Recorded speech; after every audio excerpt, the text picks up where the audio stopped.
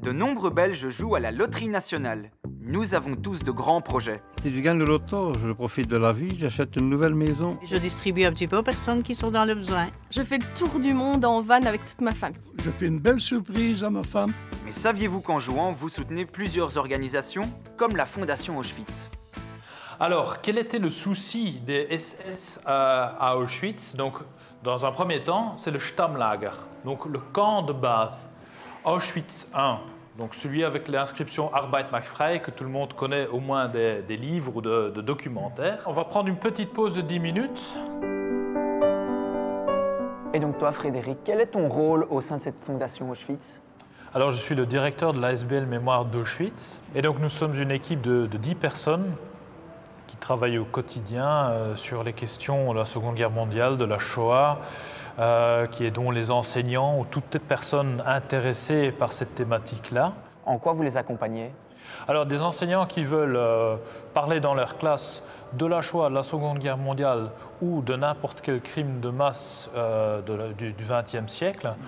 On n'essaye pas de faire de politique, mais on essaie en tout cas de rendre les gens aguerris à telle ou telle information. Attention, pas toujours prendre pour argent comptant ce qui est mis dans les médias ou sur Internet, et donc de faire passer quand même quelques filtres d'esprit critique. C'est vrai, Frédéric, qu'à titre personnel, je me souviens de mon arrière-grand-père. Quand j'avais 5-6 ans, il y a vraiment quelque chose qui m'a marqué. Et je me souviens qu'il m'avait montré son avant-bras avec un tatouage et un numéro.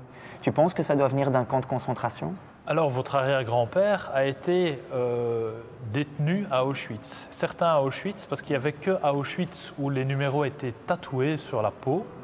Et on ne pouvait plus les appeler par leur vrai nom, mais uniquement par ce numéro. Donc, au moment de l'appel, chacun devait dire s'il était là, donc présent, quand le numéro était clamé. Comment vis-tu le fait d'avoir pu collaborer avec des témoignages vivants, des gens qui ont vraiment vécu cette période?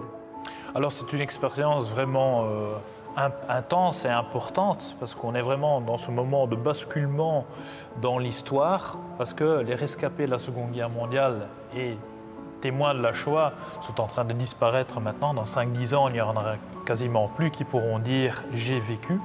Donc, c'est pour ça que les joueurs de la loterie nationale sont importants pour nous, que nous puissions continuer à le faire dans les années à venir. Et donc, qui nous permettent à tous et toutes de devenir témoins de témoins.